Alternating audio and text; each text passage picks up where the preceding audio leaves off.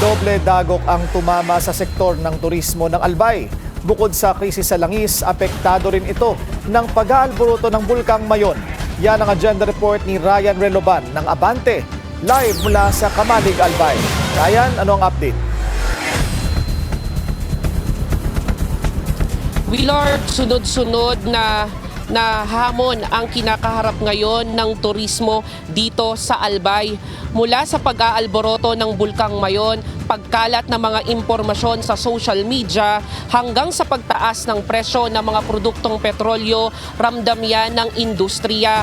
Hindi man tuluyan nakakabangon, panibagong pagsubok na naman ang sumalubong sa turismo dito sa Albay. Ayon kay Dorothy Collie, Provincial Tourism Officer, nagsimula ang sunod-sunod na pagsubok noong Enero nang mag-alboroto ang Bulkang Mayon na agad nagdulot ng pangamba sa mga turista at kanselasyon ng mga booking. Pinalalapaan niya ito ng pagkalat ng mga AI-generated na larawan sa social media na nagpapakita umano ng matinding pagsabog ng bulkan kahit hindi naman ito totoo. Dahil dito, mas lalo pang natakot ang mga turista at nagdulot ng maling impresyon tungkol sa kalagayan ng probinsya.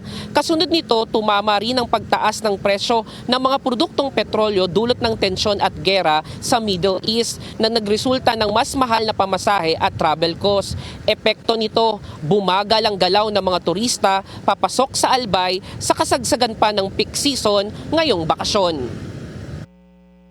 Na-observe na naman po ng ating mga tourism stakeholders, yung ating tourism businessmen, related establishments, na medyo mas bababa yung pumasok na somehow mga 20% ang sinabi. 20% ang nawala sa kanilang supposedly expected business income at that time. At ngayong buwan, panibagong pag-aalboroto na naman ang Bulkang Mayon na kinakaharap ng mga residente dito sa Albay na muling nagdudulot ng pangamba sa turismo. Kaya naman, hiling lang nila na walang mangyaring kanselasyon sa mga biyahe. Dahil sa mga pagsubok, apektado hindi lang ang mga hotel at resort, kundi pati ang mga tour operators, transport services at maliliit na negosyong umaasa sa turismo. Kinumpirma pa niya na sa unang quarter ng 2026 ay bumaba ng 30% ang bilang ng mga turista na nagtungo sa Albay kumpara sa kaparehong panahon noong 2025 dahil sa mga nasabing pagsubok.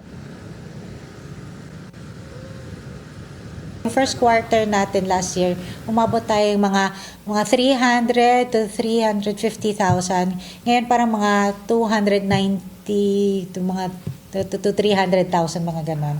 Apo. Willard, sa kabila nito, tiniyak ng lokal na pamahalaan ng Albay na ligtas pa rin ang maraming destinasyon dito sa Albay at patuloy ang kanilang kampanya para ibalik ang tiwala sa mga turista. Sa gitna ng sunod-sunod na pagsubok, nananatiling umaasa ang sektor ng turismo dito sa Albay na muling babangon ang kanilang industriya sa tulong sa tamang mga impormasyon at patuloy na suporta ng publiko. Balik sa iyo, Willard. Maraming salamat, Ryan Reloban ng Abante, nag-ulat ng live mula sa Kamalig, Albay. Manatiling nakatutok sa Bilyonaryo News Channel, sumubaybay sa aming social media accounts at mag-subscribe sa aming YouTube channel para sa mga eksklusibong balita at storya.